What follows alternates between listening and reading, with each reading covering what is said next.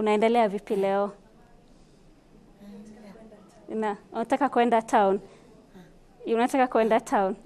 Susan Jerry was admitted on the 13th of February in 2009 as a referral from Nairobi Women's Hospital after a traffic road accident, and after her discharge, she has nowhere to return to. The patient that is next to me has been here since 2009.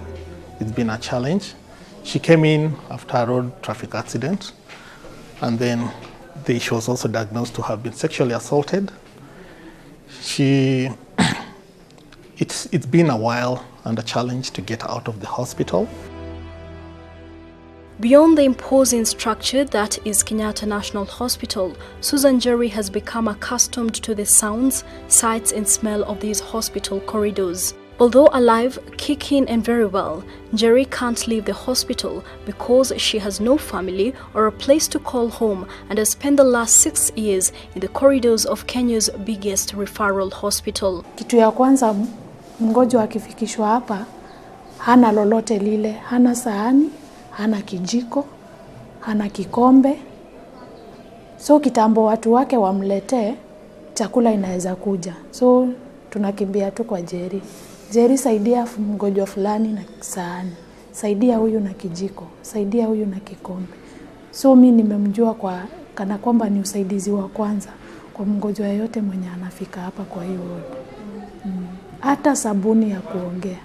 It's a bit difficult, but the hospital does provide pads for her. Basically, she's given the basic needs, everything that she needs. But of course, she can't get what she would get at home.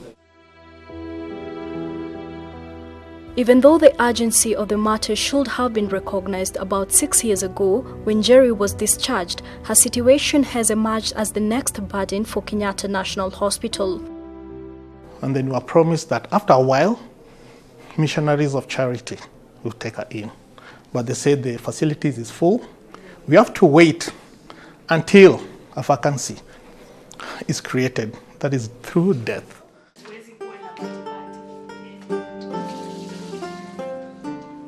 In 2012, a visitor to a patient at the hospital recognized Jerry, but after a follow-up, she was threatened by her alleged relatives who were said to be living in Kangemi.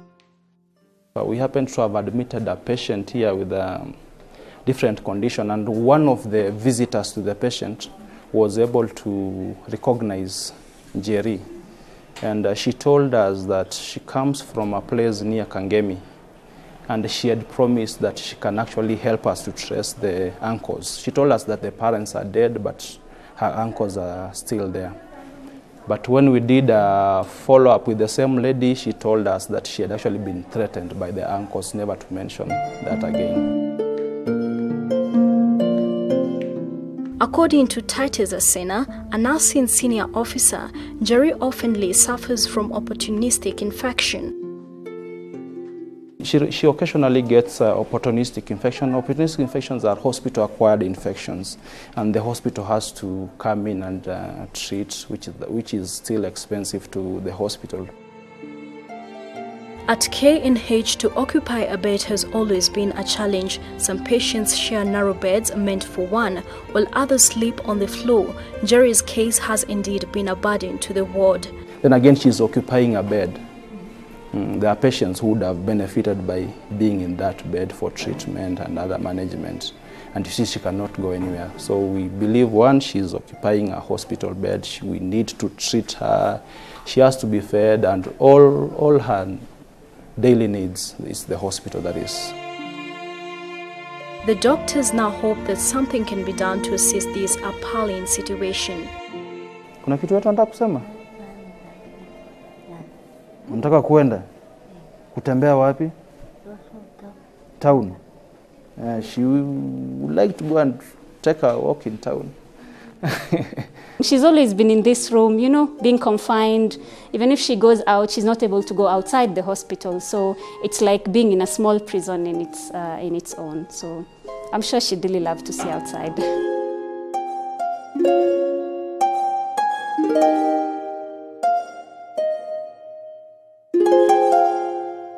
Even after being in the hospital for more than 6 years now, Jerry still tries to live a normal life, hoping that one day she can find a place to call home. Grace Mtango reporting for Ebro Africa TV from Kenyatta National Hospital.